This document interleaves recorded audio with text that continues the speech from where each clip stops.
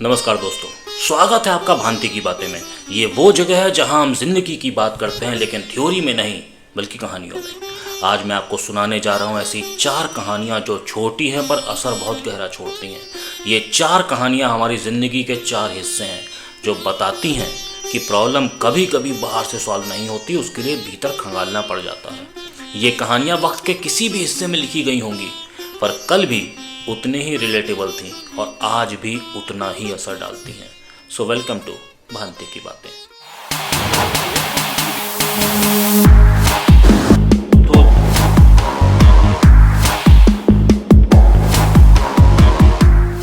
पहली कहानी है टू वुल्व्स, एक नेटिव अमेरिकन लेजेंड जो कवर करती है हमारे इंटरनल कॉन्फ्लिक्ट्स को। और ये कहानी कहती है कि एक रात एक बुजुर्ग अपने पोते के साथ आग के पास बैठा था, तारों भरे आसमान के नीचे। वो धीरे से बोला कि बेटा, हमारे भीतर 2 भेड़िए रहते हैं। पोते ने उत्सुकता से पूछा, 2 भेड़िए? हाँ, बुजुर्ग बोला। एक है बुरा भेड़िया, गुस्सा, जलन, लालच, डर और नफरत से भरा हुआ।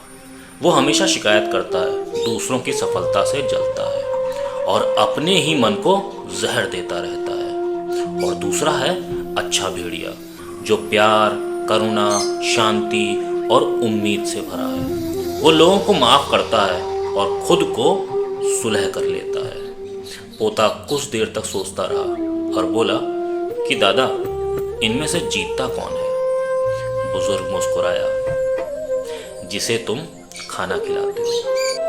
ये बात सुनकर तो बच्चा सोच में पड़ गया, पर सच कहूं, हम वही बच्चे हैं। हर दिन जब हम गुस्से में किसी पर चिल्लाते हैं या सोशल मीडिया पर दूसरों से कंपेयर करते हैं, हम उस बुरे वाले भेड़िए को खाना खिला रहे होते हैं। और जब किसी की मदद करते हैं, जब अपने डर से ऊपर उठ जाते हैं, तब उस अच्छे भेड़िए को मजबूत करते हैं। तो जिंदगी किसी बैटलफील्ड जैसी नहीं होती, ये शतरंज की बिसात जैसी होती है, जिसमें हमें तय करना होता है कि इस पल हमारे लिए बेस्ट क्या है। और छोटे छोटे कदम मिलकर तय करते हैं कि लॉन्ग टर्म में जीत मिलेगी या हार मिलेगी। तो सोचिए, आपके अंदर के 2 भेड़ियों में से आज कौन ज्यादा ताकतवर है? 3, 2, 1। अगली है पाउलो कोएल्हो की कहानी द बटरफ्लाई, जो बताती है स्ट्रगल की इंपॉर्टेंस क्या है, सपोर्ट कब किया जाए और कितना किया जाए, इसका भी एक पैरामीटर है। तो एक दिन एक छोटा बच्चा अपने बगीचे में एक ककून देखता है, वही जिसके अंदर तितली पलती है। तो अंदर एक तितली छटपटा रही होती है। वो बार बार उस छोटे से छेद से बाहर आने की कोशिश करती है, पर फंस जाती है। बच्चे का दिल पिघल जाता है। वो कहता है, बेचारी कितनी मेहनत कर रही है, लो मैं इसकी मदद कर देता हूँ। वो एक छोटी सी कैंची लाता है और कोकून को हल्का सा काट देता है। तितली बाहर तो आ जाती है, लेकिन उसके पंख अभी भी सिकुड़े हुए हैं। उसके शरीर में वो ताकत नहीं है, वो जमीन पर गिरती है, उड़ नहीं पाती। बच्चे को लगता है कि उसने मदद करी, लेकिन असल में उसने तितली की ग्रोथ रोक दी। क्योंकि जब तितली को उस छोटे छेद से निकलना होता है, तो वो जो स्ट्रगल करती है, वो उसके शरीर से एक्स्ट्रा फ्लूइड निकालती है, जो पंखों को मजबूत बनाता है। और ये संघर्ष ही उसके उड़ने की तैयारी होती है। अगर देखा जाए तो ऐसा हमारे साथ भी होता है। जब जिंदगी तंग करती है, जब लोग हमें अंडर एस्टिमेट करते हैं या रास्ते बंद लगते हैं, तो ये सब कुछ एक ककून है। हर पेन, हर स्ट्रगल हमारे पंखों की शेप बना रहा होता है। So never curse your struggle, because they are secretly building your wings. 3, 2, 1। तीसरी कहानी है फ्रेंच राइटर मार्सेल आयमे की, the man who walked through walls. ये कहानी आपके भीतर के संघर्ष की बात करती है। ये कहानी कहती है कि एक आदमी था, एम्बिशियस, मेहनती, स्टेबल। उसे लगता था कि उसके रास्ते में हर जगह दीवारें हैं, समाज की दीवार, अमीरी गरीबी की दीवार, डर की दीवार। वो हर सुबह उठता और दीवारें तोड़ने निकल पड़ता। कभी वो हैमर लेके आता, कभी लॉजिक लेकर आता, कभी गुस्सा। और इन टूल्स के साथ में वो दीवारों से टकराता, गिरता, उठता और कई साल तक यही करता रहा। फाइनली वो थक गया। एक दिन बैठा और खुद से बोला कि क्या दीवार वास्तव में मौजूद है या बस मेरा एक डर है जो दीवार बन गया है। वो उठा, एक कदम बढ़ाया और उसने देखा कि दीवार नदारद थी, सिर्फ हवा थी और उसके पार एक उजाला था। कई बार हमारी जिंदगी में भी वॉल्स आती हैं, मैं पार नहीं कर पाऊंगा, लोग क्या बोलेंगे, अब उम्र निकल गई है। लेकिन ये दीवारें असल नहीं होती, ये डर होता है समाज और अपने ही विचारों से बना हुआ।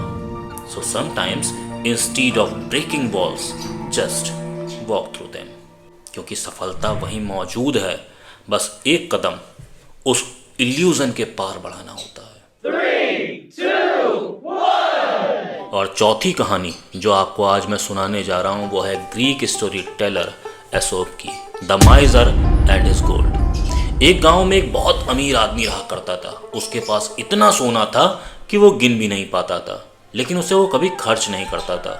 वो सारा सोना वो जमीन में लाता और गाड़ देता। रोज जाकर देखता, मिट्टी खोदता, चमकता हुआ सोना देखता और फिर गाड़ देता। गांव वाले उस पर हंसते, लेकिन वो सुनता नहीं था। एक दिन चोरों ने वो सारा का सारा सोना चुरा लिया। सुबह जब उसने देखा तो वो जोर जोर से रोने लगा। गांव वाले इकट्ठे हो गए। एक ने कहा कि अरे भाई, तुम तो कभी इसे इस्तेमाल भी नहीं करते थे, तो क्या ही फर्क पड़ गया। वो बोला, पर वो मेरा था। गांव वाला हंसा और बोला, तो एक काम करो, अब एक पत्थर गाड़ दो और रोज जाकर उसे देख लो, फर्क ही क्या है। तो दोस्तों, यही हम भी करते हैं। हम अपनी खुशी, अपने रिश्ते, अपने समय को कहीं छिपा कर रख देते हैं और कहते हैं कि अभी टाइम नहीं है, बाद में मिलेंगे। बिल्कुल ठीक वैसे ही जैसे उसका सोना जो बेकार था क्योंकि उसे बांटा नहीं गया। इसी तरह हमारा वक्त भी बेकार है अगर उसे जिया ना जाए।